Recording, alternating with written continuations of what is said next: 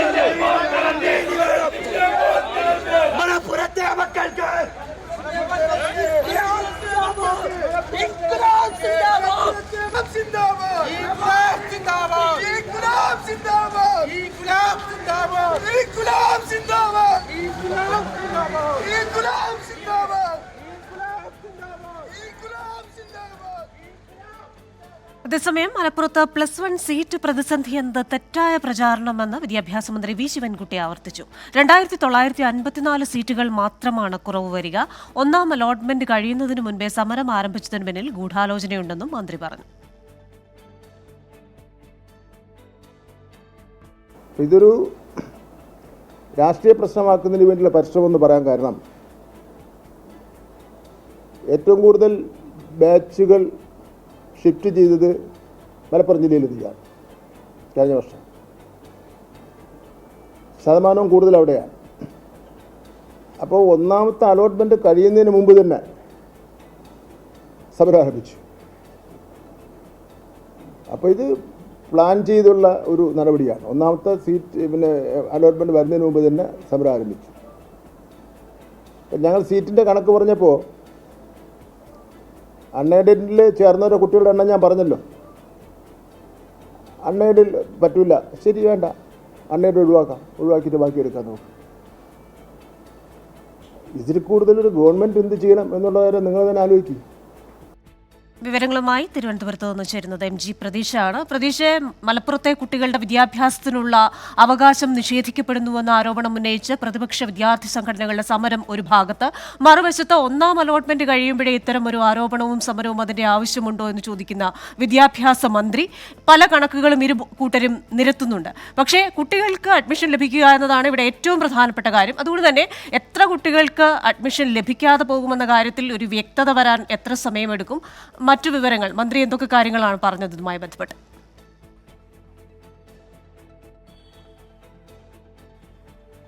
Christina, Malabar മേഖലയിലെ +1 seat പ്രതിസന്ധിയുമായി ബന്ധപ്പെട്ട് നേരത്തെ നൽകിയ അതേ വിശദീകരണം തന്നെയാണ് വിദ്യാഭ്യാസ മന്ത്രി ഇന്നും നൽകിയത്. അന്ന് നിയമസഭയിൽ ഈ വിഷയം ചർച്ച ചെയ്തപ്പോൾ ചില കണക്കുകൾ നിരത്തിയായിരുന്നു പ്രതിപക്ഷ ആരോപണങ്ങൾക്ക് വിദ്യാഭ്യാസ മന്ത്രി മറുപടി നൽകിയത്. അതേ കണക്കുകൾ നിരത്തിയായിരുന്നു ഇന്നും വിദ്യാഭ്യാസ മന്ത്രിയുടെ പ്രതികരണം വന്നത്. വിദ്യാഭ്യാസ മന്ത്രി പറയുന്ന പ്രതികരണത്തിലേക്ക് വന്നാൽ നിലവിൽ 49,906 സീറ്റുകളിൽ ഇതുവരെ വിദ്യാർത്ഥികൾ മലപ്പുറം ജില്ലയിൽ പ്രവേശനം നേടിയെന്നതാണ് വിദ്യാഭ്യാസ മന്ത്രി പറയുന്ന കാര്യം.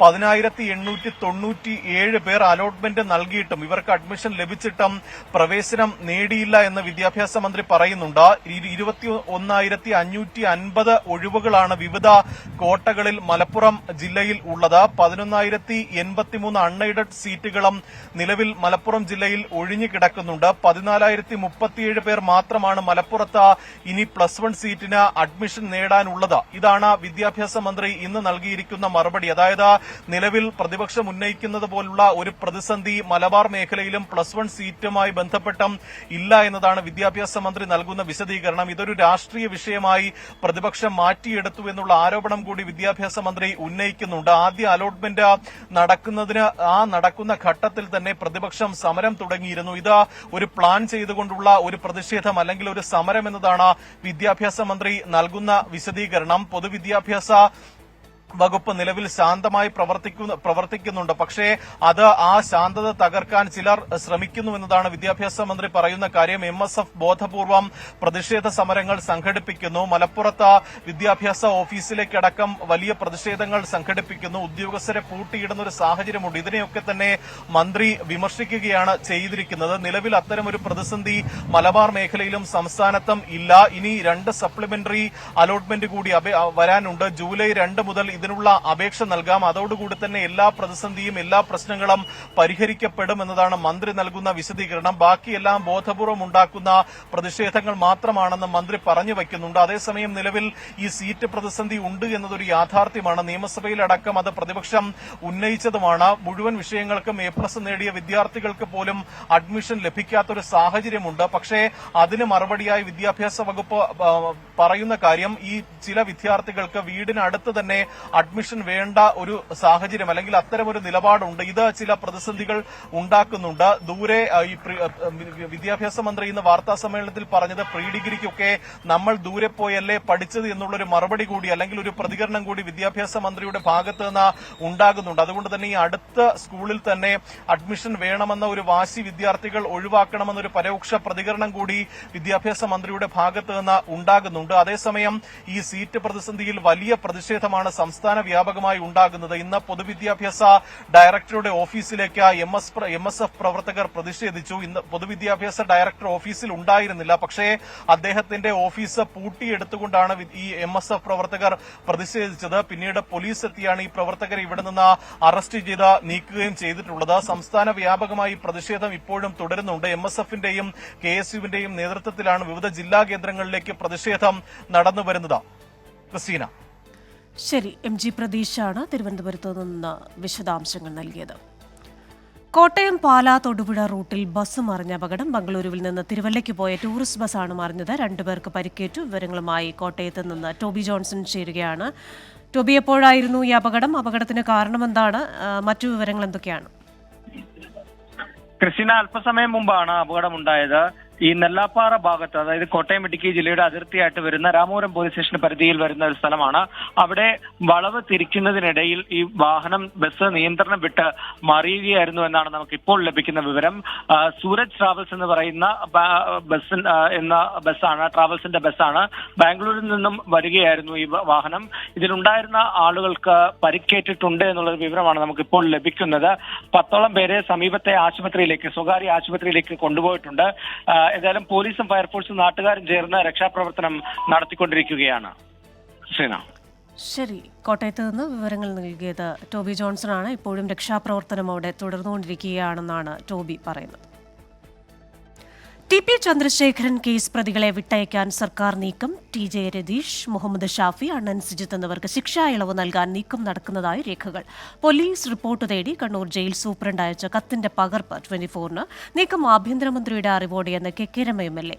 സർക്കാർ നീക്കം ഹൈക്കോടതി വിധിയുടെ നഗ്നമായ ലംഘനമാണ്. അടുത്ത ദിവസം ഗവർണറെ കാണുമെന്നും KK രമ MLA 24-നോട് പറഞ്ഞു. ഇത് കോടതിയുടെ വിധിയുടെ നഗ്നമായ ലംഘനമാണ്. കോടതിയെ വെല്ലുവിളിക്കുകയാണ്. കോടതി വിധി പോലും ഞങ്ങൾക്ക് ബാധകമല്ല എന്നാണ് നമ്മൾ ഇതിനകത്ത് കാണുന്നത്. അപ്പോൾ ഇതിനെതിരെ അതിശക്തമായി മുന്നോട്ട് പോകാനാണ് തീരുമാനിച്ചിരിക്കുന്നത്. ഈ നീക്കം നടത്തുന്നത് എന്നുള്ളത് തന്നെ വലിയ പ്രതിഷേധമാണ്. അത് ഒരു കാരണവശാലും സംഭവിക്കാൻ പാടില്ലാത്തതാണ്. വലിയ ഗൂഢാലോചന ഇതിനകത്തുണ്ട്. കേരളത്തിലെ ആഭ്യന്തരമന്ത്രി അറിയാതെ ഈ ഒരു നീക്കം ജയിൽ സൂപ്രണ്ട് നടത്താൻ സാധിക്കും. ഈ ജയിൽ നിയമങ്ങളൊന്നും TP കേസിലെ പ്രതികളെ സംബന്ധിച്ച് ബാധകമല്ല. അവർക്ക് സംരക്ഷിക്കാൻ സർക്കാരുണ്ട്, അവരെ സംരക്ഷിക്കാൻ പാർട്ടിയുണ്ട്. അപ്പോൾ ഇതാണ് ഇപ്പോഴും നടന്നുകൊണ്ടിരിക്കുന്നത്. ഗവർണറെ സമീപിക്കണം എന്ന് തന്നെയാണ് തീരുമാനിച്ചിരിക്കുന്നത്. തൊട്ടടുത്ത ദിവസം തന്നെ ഗവർണറെ കാണും. നിയമപരമായും രാഷ്ട്രീയമായിട്ടും ഇതിനെതിരെ നീക്കാൻ തന്നെയാണ് ആലോചിച്ചിരിക്കുന്നത്. തീരുമാനം നിയമവിരുദ്ധമെന്ന് മുൻ ആഭ്യന്തരമന്ത്രി തിരുവഞ്ചൂർ രാധാകൃഷ്ണൻ. നിയമത്തിനു മുകളിലൂടെ പറക്കാനാണ് സർക്കാർ ശ്രമിക്കുന്നത്. ശിക്ഷാ ഇളവിന് പ്രതികൾ അർഹരല്ല. സർക്കാർ നീക്കം ജനഹിതത്തിനെതിരാണെന്നും തിരുവഞ്ചൂർ രാധാകൃഷ്ണൻ വിമർശിച്ചു. ജയിൽ മാനുവലിന് വിരുദ്ധമായിട്ടാണ് ഇവർക്ക് റിമിഷൻ കൊടുക്കുന്നതിനെക്കുറിച്ചുള്ള തീരുമാനം ഗവൺമെൻറ് എടുക്കുന്നത്. ഇവർ നിയമത്തിന് മേളിലൂടെ പറക്കുന്നതിന് വേണ്ടിയുള്ള അന്തരീക്ഷം ഉണ്ടാക്കാനാണ് ഗവൺമെൻറ് ശ്രമിച്ചുകൊണ്ടിരിക്കുന്നത്. ഇത്രയും നിഷ്ഠൂരമായ ഒരു കൊലപാതകത്തിൽ 2 ജീവപര്യന്തം തടവിന് വിധിച്ചിട്ടുള്ള വ്യക്തികൾ എന്നുള്ള നിലയിൽ, അതിന് വിധേയരായിട്ടുള്ള പ്രതികൾ എന്നുള്ള നിലയിൽ അവർക്ക് എന്തടിസ്ഥാനത്തിലാണ് റെമിഷൻ കൊടുക്കാം എന്ന് ഈ ഗവൺമെൻറ് റെക്കമെൻഡ് ചെയ്യുന്നത് എന്നെനിക്കറിയില്ല. അത് നിയമവിരുദ്ധമാണ്. സർക്കാർ നീക്കത്തെ രാഷ്ട്രീയമായും നിയമപരമായും നേരിടുമെന്ന് പ്രതിപക്ഷ നേതാവ് വി ഡി സതീശൻ പറഞ്ഞു. ടി പി ചന്ദ്രശേഖരൻ വധക്കേസിലെ പ്രതികൾക്ക് ശിക്ഷാ ഇളവ് കൊടുക്കാനുള്ള നീക്കത്തെ ഞങ്ങൾ ശക്തിയായി എതിർക്കുക തന്നെ ചെയ്യും. ഒരു കൊടും കൊലപാതകത്തിലെ പ്രതികളെയാണ് രാഷ്ട്രീയമായും നിയമപരമായും അതിനെ നേരിടും. അപ്പോൾ ഇവർ ഇത്രയും ഈ തെരഞ്ഞെടുപ്പിൽ പാഠം പഠിച്ചിട്ടില്ല. തെറ്റ് തിരുത്തും എന്ന് പറഞ്ഞിട്ടും തെറ്റുകളിൽ നിന്ന് തെറ്റുകളിലേക്കാണ് ഇവർ വീണ്ടും വീഴുന്നത്. ഇത് ഒരു കാരണവശാലും ഈ ശിക്ഷാ ഇളവ് കൊടുക്കാൻ സമ്മതിക്കില്ല കേരളത്തിൽ. അതേസമയം ടി പി കേസ് പ്രതികളെ പുറത്തുവിടില്ലെന്നും ആശയക്കുഴപ്പം എങ്ങനെയുണ്ടായെന്ന് പരിശോധിക്കുമെന്നും ജയിൽ മേധാവി ബൽറാം കുമാർ ഉപാധ്യായ 24-നോട് പറഞ്ഞു. പിന്നെ നമ്മുടെ അവിടുത്തെ ബാക്ക്ഗ്രൗണ്ടും പോലീസ് ബാക്ക്ഗ്രൗണ്ടും കോർട്ട് ഓർഡറും അവർക്ക് ഹീനിയസ് ക്രൈമും എല്ലാം ഒഴിവാക്കിയിട്ട് വളരെ കഷ്ടിച്ച് കുറെ ആൾക്കാർ പേര് മാത്രമേ വെച്ചു.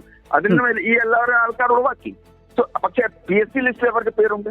കാരണം അവർക്ക് ഒരു മിനിമം ഒരു ക്വാളിഫിക്കേഷൻ ഉണ്ട്. അതുവേണ്ടി 10 വർഷം പൂർത്തിയായി ആൾക്കാരുടെ പേര് കാണുമ്പോൾ ഇവർക്ക് പേരുണ്ടാവും. പക്ഷേ നമുക്ക് കോടതി വിധി നോക്കുമ്പോൾ, ഇവർക്ക് ക്രൈം നോക്കുമ്പോൾ, ഇവർക്ക് വേറെ കേസ് നോക്കുമ്പോൾ നമുക്ക് ഇവർക്ക് ഫൈനൽ ലിസ്റ്റിൽ ഇവർക്ക് പേര് വരത്തില്ല. ഈ വിഷയത്തിൽ മന്ത്രി പി രാജീവിന്റെ പ്രതികരണവും ഇപ്പോൾ വരുന്നുണ്ട്. നിയമവിരുദ്ധമായോ കോടതി നിലപാടിന് വിരുദ്ധമായോ ഒന്നും സർക്കാർ ചെയ്തിട്ടില്ല. ഈ വിഷയത്തിൽ ഒരു റിപ്പോർട്ട് തേടിയതുകൊണ്ടോ ഒരു ഉദ്യോഗസ്ഥൻ വിചാരിച്ചതുകൊണ്ടോ ശിക്ഷ ഇളവ് ഉണ്ടാകാൻ സാധ്യതയില്ല. നിയമവിരുദ്ധമായി സർക്കാർ ഒന്നും ചെയ്യുന്നില്ല. CRPC 432 പ്രകാരം ശിക്ഷയിൽ ഇളവ് വരുത്താൻ നിയമം അധികാരം നൽകുന്നുണ്ടെന്നാണ് മന്ത്രി പി രാജീവ് ഈ വിഷയത്തിൽ പറഞ്ഞത്. മറ്റൊരു വാർത്തയിലേക്ക്. തിരുവനന്തപുരം വെള്ളറടയിൽ 8ാം ക്ലാസ് വിദ്യാർത്ഥിയെ വീടിനുള്ളിൽ തൂങ്ങി മരിച്ച നിലയിൽ കണ്ടെത്തി. വെള്ളറട അമ്പലം സ്വദേശി അരുള നന്ദകുമാർ ഷൈനി ദമ്പതികളുടെ മകൻ അഖിലേഷ് കുമാറാണ് മരിച്ചത്. വിവരങ്ങളുമായി തിരുവനന്തപുരത്ത് നിന്ന് അജീഷ് ജയകുമാറാണ് ചേരുന്നത്. അജീഷ്, 13 വയസ്സുകാരനായ വിദ്യാർത്ഥിയാണ്, ചെറിയ കുട്ടിയാണ്. എന്താണ് സംഭവിച്ചത്? ഇതൊരു ആത്മഹത്യയെന്ന് പറയാൻ സാധിക്കുമോ? എന്തായിരുന്നു സംഭവം? ക്രിസ്tina, ഈ ആത്മഹത്യയാണെന്ന നിഗമനത്തിൽ എത്താനായിട്ടില്ല. പോലീസ് ഇപ്പോൾ ഈ വീട്ടിലെത്തി പരിശോധന നടത്തിയിട്ടുണ്ട്. ഇൻക്വസ്റ്റ് നടപടികൾ കഴിഞ്ഞ് മൃതദേഹം മാറ്റിയിട്ടുണ്ട്. 13 വയസ്സ് മാത്രമാണ് ഈ കുട്ടിക്ക് പ്രായം. വെള്ളറടയിലെ 8ാം ക്ലാസ് വിദ്യാർത്ഥിയാണ്. അമ്പലം സ്വദേശിയായ അരുളാനന്ദകുമാർ ഷൈനി ദമ്പതികളുടെ മകനാണ് അബി എന്ന് വിളിക്കുന്ന അഖിലേഷ് കുമാർ. ഈ അഖിലേഷ് കുമാർ ഈ മരിച്ച ഈ മുറിക്കുള്ളിലെ ഈ ജനലിലെ കമ്പിയിലാണ് അഖിലേഷ് കുമാറിനെ മരിച്ച നിലയിൽ തൂങ്ങിയ നിലയിൽ കണ്ടെത്തിയത്. അഖിലേഷിന്റെ കൈ പിന്നിൽ കെട്ടിയ നിലയിലായിരുന്നു കണ്ടെത്തിയത്. പോലീസ് ഇക്കാര്യത്തിൽ ഒരു അസ്വാഭാവികത ഉള്ളതായി സംശയിക്കുന്നുണ്ട്. പോലീസ് എന്തായാലും അസ്വാഭാവിക മരണത്തിന് കേസെടുത്തിട്ടുണ്ട്. മൃതദേഹം ഇപ്പോൾ പോസ്റ്റ്മോർട്ടത്തിനായി മെഡിക്കൽ കോളേജിലേക്ക് മാറ്റിയിട്ടുണ്ട്. തുടർ നടപടികൾ ഉടൻ ഉണ്ടാകും. പത്തനംതിട്ട ഏനാത്ത് KSRTC ബസ്സിൽ മകളോട് മോശമായി പെരുമാറിയ ആളെ കൈകാര്യം ചെയ്ത അമ്മ അടൂർ മുണ്ടപ്പള്ളി സ്വദേശി രാധാകൃഷ്ണപിള്ളയുടെ മൂക്കിടിച്ചു തകർത്തു. പ്രതിയായ രാധാകൃഷ്ണപിള്ളയ്ക്കെതിരെ പോക്സോ ചുമത്തി പോലീസ് അറസ്റ്റ് ചെയ്തു. പ്രാണരക്ഷാർത്ഥമാണ് തിരിച്ചടിച്ചതെന്ന് പെൺകുട്ടിയുടെ അമ്മ 24-നോട് പറഞ്ഞു. കുട്ടി സ്കൂളിൽ പോയിട്ട് തിരിച്ച് വന്ന ബസ് സ്റ്റോപ്പിൽ ഇറങ്ങിയപ്പോൾ ഒരു വ്യക്തി, അപരിചിതനായ ഒരു വ്യക്തി കുട്ടിയുടെ ശരീരത്ത്, അതായത് കാലിൻ്റെ തുടയിൽ പിടിക്കുകയും അതിനെ ചൊല്ലി കുട്ടി അങ്ങോട്ട് ചോദിച്ച് എന്തിനു വേണ്ടി, എന്താ എൻ്റെ കാലിൽ തൊട്ടത്, എന്താണ് നിങ്ങൾ എന്തിനാ എൻ്റെ കാലിൽ തൊട്ടതെന്ന് ചോദിച്ച് പ്രതികരിച്ചപ്പോൾ കുട്ടിയോട് വളരെ മോശമായിട്ട് ഇടപെടുകയും അസഭ്യം പറയുകയും ചെയ്യുകയുണ്ടായി. അപ്പോൾ അദ്ദേഹം ശരിക്കും നമ്മളുടെ നേരെ ആക്രോശിച്ചുകൊണ്ട് വരികയും നമ്മളെ ദേഹോപദ്രവം ചെയ്യത്തക്ക രീതിയിൽ ചെയ്യുകയുണ്ടായി. അതിന് നമ്മൾ ജീവരക്ഷാർത്ഥം നമ്മളുടെ സ്വയം രക്ഷ നമ്മൾ നോക്കിയുണ്ടായി. ഇനി ഒരു അമ്മമാർക്കും ഇങ്ങനെ ഉണ്ടാവരുത്, ഒരു പെൺകുട്ടികൾക്കും നേരെ ഇങ്ങനെ അതിക്രമം ഉണ്ടാവരുത്. വിവരങ്ങളുമായി കൊട്ടാരക്കരയിൽ നിന്ന് AV ജയശങ്കറാണ് ചേരുന്നത്. ജയശങ്കർ, ഈ വാർത്ത റിപ്പോർട്ട് ചെയ്തതിനു ശേഷം ഇതിലൊരു നടപടി ഉണ്ടാകുന്നുവെന്ന് മനസ്സിലാക്കാനാകുന്നു. മനുഷ്യാവകാശ കമ്മീഷൻ സ്വമേധയാ കേസെടുത്തിട്ടുണ്ടെന്ന് മനസ്സിലാക്കാനാവുന്നു. ഏറ്റവും പുതിയ വിവരങ്ങൾ എന്തൊക്കെയാണ്?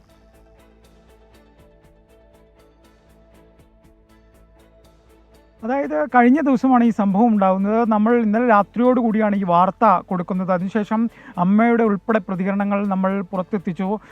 നമ്മുടെ വാർത്തകൾക്കെല്ലാം ശേഷമാണ് പോലീസ് ഈ പ്രതിയുടെ പരാതിയിൽ ഈ അമ്മയ്ക്കെതിരെ കേസെടുക്കുന്ന നീക്കത്തിനുൾപ്പെടെ പിന്നോട്ട് പോയത്. പോലീസ് വിശദമായ പരിശോധനയ്ക്ക് ശേഷം മാത്രം കേസെടുക്കുമെന്ന ഒരു നിലപാടിലാണ് നിലവിലുള്ളത്. എന്തായാലും ഈ പ്രതി നിലവിൽ പോലീസ് കസ്റ്റഡിയിൽ തുടരുകയാണ്. ഇയാളെ വൈകിട്ടോടുകൂടി രാധാകൃഷ്ണപിള്ളയെ കോടതിയിൽ ഹാജരാക്കാനാണ് പോലീസിൻ്റെ തീരുമാനം. അല്പസമയം മുമ്പാണ് അമ്മയുടെ ഉൾപ്പെടെ മൊഴി പോലീസ് രേഖപ്പെടുത്തിയത്. സ്റ്റേഷനിൽ വിളിച്ചു വരുത്തിക്കൊണ്ടായിരുന്നു ഈ മൊഴിയെടുപ്പ്. എന്തായാലും മകളുടെ അമ്മയുടെ ഉൾപ്പെടെ മൊഴി വിശദമായി പോലീസ് പിന്നീട് വിശദമായി രേഖപ്പെടുത്തുമെന്നാണ് നിലവിൽ പറയുന്നത്. വിഷയത്തിൽ മനുഷ്യാവകാശ കമ്മീഷനും ഇടപെട്ടു എന്നാണ് നിലവിൽ മനസ്സിലാക്കുന്നത്. മനുഷ്യാവകാശ കമ്മീഷനും ഈ വിഷയവുമായി ബന്ധപ്പെട്ട കേസെടുത്തിട്ടുണ്ട്. എന്തായാലും ഇത് വലിയ ഞെട്ടിക്കുന്നൊരു സംഭവമാണ്. ഇത്തരത്തിൽ KSRTC ബസ്സിൽ വെച്ചുകൊണ്ടൊരു പെൺകുട്ടിക്ക് നേരെ അതിക്രമം ഉണ്ടാകുന്നു. അമ്മ ചോദ്യം ചെയ്യുന്നു. ചോദ്യം ചെയ്യാൻ ചെന്ന ഘട്ടത്തിൽ പോലും ഈ പ്രതി 59-കാരനായ പ്രതി ആക്രോശത്തോടുകൂടി അമ്മയ്ക്കും മകൾക്കും നേരെ ആക്രമിക്കാനെത്തുന്നു. ആ ഒരു ഘട്ടത്തിലാണ് അമ്മ സ്വയം പ്രതിരോധത്തിൻ്റെ ഭാഗമായി ഇയാളുടെ മുഖത്തടിക്കുന്നത്. ഈ അടിയിൽ മൂക്കിൻ്റെ പാലം ഉൾപ്പെടെ തകർന്നൊരു സാഹചര്യമാണുള്ളത്. ഈ അമ്മയ്ക്ക് വലിയ പിന്തുണയുമായി സോഷ്യൽ മീഡിയ ഉൾപ്പെടെ വരുന്നുണ്ട്. ഇവരുടെ വളരെ ധീരമായ ഒരു പ്രവൃത്തി എന്നാണ് സോഷ്യൽ മീഡിയ ഇതിനെ വിശേഷിപ്പിക്കുന്നത്. എന്തായാലും ഏനാത്ത് പോലീസ് ഈ വിഷയത്തിൽ കൃത്യമായി ഇടപെട്ടിട്ടുണ്ട്. പ്രതിയെ പിടികൂടി മറ്റ് നടപടികൾ പൂർത്തിയാക്കി ഉടൻ കോടതിയിൽ ഹാജരാക്കാനുള്ള തയ്യാറെടുപ്പിലാണ്. ക്രിസ്റ്റീന. ശരി, കൊട്ടാരക്കരയിൽ നിന്ന് വിവരങ്ങൾ നൽകിയത് AV ജയശങ്കറാണ്. ടെറസിൽ കളിച്ചുകൊണ്ടിരിക്കെ താഴേക്ക് വീണ് 2 വയസ്സുകാരിക്ക് ദാരുണാന്ത്യം. പത്തനംതിട്ട കോന്നി കുമ്മണ്ണൂർ സ്വദേശികളായ ഷമീർ സബീന ദമ്പതികളുടെ മകൾ അഫ്ര മറിയമാണ് മരിച്ചത്. വിവരങ്ങളുമായി പത്തനംതിട്ടയിൽ നിന്ന് ചേരുന്നത് ശ്രീജിത്ത് ശ്രീകുമാരനാണ്. ശ്രീജിത്തെ, വളരെ വിഷമിപ്പിക്കുന്ന വാർത്തയാണ്. ചെറിയ കുഞ്ഞ് അത് ടെറസിൽ കളിച്ചുകൊണ്ടിരിക്കെ താഴേക്ക് വീണ് മരണം സംഭവിക്കുന്നു. എന്താണ് സംഭവിച്ചത്? എപ്പോഴായിരുന്നു ഈ സംഭവം? ഒരു 11 മണിയോടുകൂടിയായിരുന്നു ക്രിസ്റ്റീന ഇത്തരം ഒരു ദാരുണമായ സംഭവം നടന്നത്. എന്തായാലും ഈ കുഞ്ഞും അതുപോലെ തന്നെ മറ്റൊരു കുട്ടി കൂടി ഉണ്ടായിരുന്നു എന്നാണ് മനസ്സിലാക്കുന്നത്.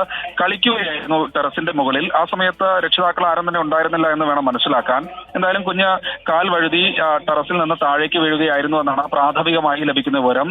എന്തായാലും ഉടൻ തന്നെ മാതാപിതാക്കളും അതുപോലെ തന്നെ അവരുടെ ബന്ധുക്കളും ഒക്കെ ചേർന്ന് പെട്ടെന്ന് തന്നെ കോന്നി താലൂക്ക് ആശുപത്രിയിലേക്ക് കൊണ്ടുവന്നെങ്കിലും അപ്പോഴേക്കും മരണം സംഭവിച്ചിരുന്നു. 2 വയസ്സാണ്. അഫ്ര മറിയം എന്നാണ് ഈ കുമ്മണ്ണൂർ സ്വദേശിയുടെ മകളുടെ പേര്.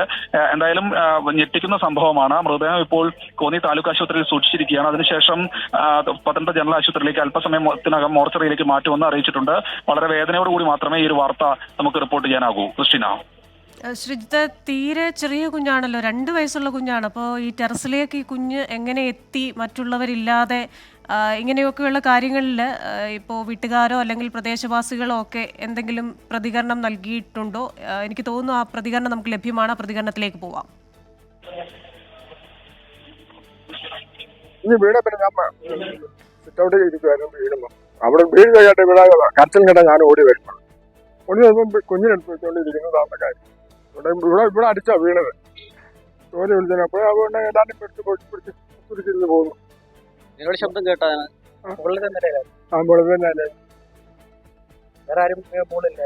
ഇല്ലാന്നാ തോന്നുന്നു. ഇല്ലാന്ന് തോന്നുന്നു. ശ്രീജിത്ത് തുടരുകയാണ്. ശ്രീജിത്ത്, അത് തന്നെയാണ്, ഇത്രയും ചെറിയ കുഞ്ഞ് ടെറസിൽ ഒറ്റയ്ക്ക് ആയിരുന്നോ? മറ്റൊരു കുട്ടി കൂടി ഉണ്ടായിരുന്നു എന്ന് പറയുമ്പോൾ പോലും ചെറിയ കുട്ടികൾ, പ്രത്യേകിച്ച് മഴക്കാലമൊക്കെയാണ്, ആ സമയത്ത് വഴുക്കലൊക്കെ ഉള്ള സമയമാണ്. ആ സമയത്ത് എങ്ങനെ ഈ ടെറസിൽ എത്തിപ്പെട്ടു? ഇങ്ങനെയുള്ള കാര്യങ്ങളിൽ ഈ പ്രദേശവാസികളോ കുടുംബാംഗങ്ങളോ എന്തെങ്കിലും പറയുന്നുണ്ടോ? ബന്ധു തന്നെയാണ്, അതായത് കുഞ്ഞിന്റെ അച്ഛന്റെ അച്ഛനാണ് സംസാരിച്ചതെന്നാണ് നമ്മൾ മനസ്സിലാക്കുന്നത്. എന്തായാലും ഈ ബന്ധു തന്നെ പറയുന്നുണ്ട് കാൽ വഴുതി വീണതാണെന്ന്. സ്റ്റെപ്പിലേക്ക് ആണ് കയറിയത്. അതായത് പൂർണ്ണമായ ടെറസിലെത്തിയിട്ടില്ല, സ്റ്റെപ്പിലേക്കായിരുന്നു പോയത്. ആ സ്റ്റെപ്പിൽ നിന്ന് കാൽ വഴുതി തറയിലേക്ക് പതിക്കുകയായിരുന്നു. തലയ്ക്ക് ഏറ്റ ആഘാതമാണ് ഈ മരണത്തിന് കാരണമെന്ന് ഡോക്ടർമാർ പ്രാഥമികമായി പറയുന്നുണ്ട്. ഈ കുട്ടിയുടെ മാതാവ് ആ സമയത്ത് അടുക്കളയിലോ മറ്റോ ജോലി തിരക്കിലായിരുന്നു എന്നാണ് വേണം മനസ്സിലാക്കാൻ. എന്തായാലും വളരെ ദാരുണമായ സംഭവമാണ്. പോസ്റ്റ്മോർട്ടത്തിന് ശേഷമേ മറ്റു കാര്യങ്ങളെക്കുറിച്ച് കൃത്യമായ വിവരം ലഭിക്കുകയുള്ളൂ എന്നാണ് ഇപ്പോൾ ഡോക്ടേഴ്സ് അറിയിക്കുന്നത്. ശരി, പത്തനംതിട്ടയിൽ നിന്ന് വിവരങ്ങൾ നൽകിയത് ശ്രീജിത്ത് ശ്രീകുമാരനാണ്. തിരുവനന്തപുരം കഴക്കൂട്ടം സബ് ട്രഷറി തട്ടിപ്പിൽ ഉദ്യോഗസ്ഥൻ അറസ്റ്റിൽ. അക്കൗണ്ടന്റ് വിജയരാജാണ് അറസ്റ്റിലായത്. വിവരങ്ങളുമായി ഷഫീദ് റാവുത്തറാണ് ചേരുന്നത് തിരുവനന്തപുരത്ത് നിന്ന്. ഷഫീദെ, ഈ ചെക്ക് ബുക്കുകൾ വ്യാജമായി ഉപയോഗിച്ച് പണം തട്ടിയ കേസിലെ ആദ്യത്തെ അറസ്റ്റാണല്ലോ ഇത്. വിവരങ്ങൾ. മരിച്ചവരുടെ അടക്കം ചെക്ക് ബുക്കുകൾ അത് സബ് ട്രഷറിയിൽ നിന്ന് പണം തട്ടിയത്. ഇതുമായി ബന്ധപ്പെട്ട് പോലീസിന്റെ അന്വേഷണം തുടർന്നു വരികയായിരുന്നു.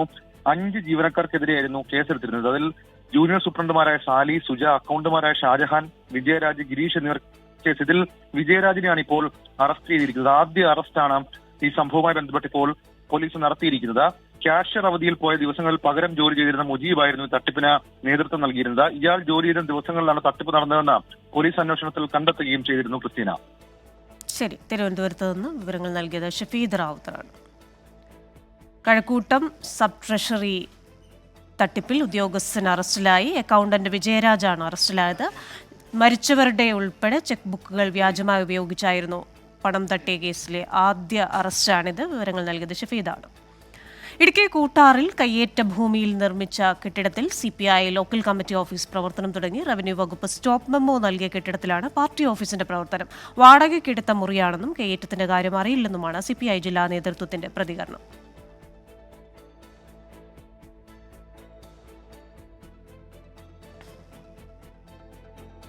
വാർത്താമഴയുടെ സമയം പൂർണ്ണമാവുകയാണ്.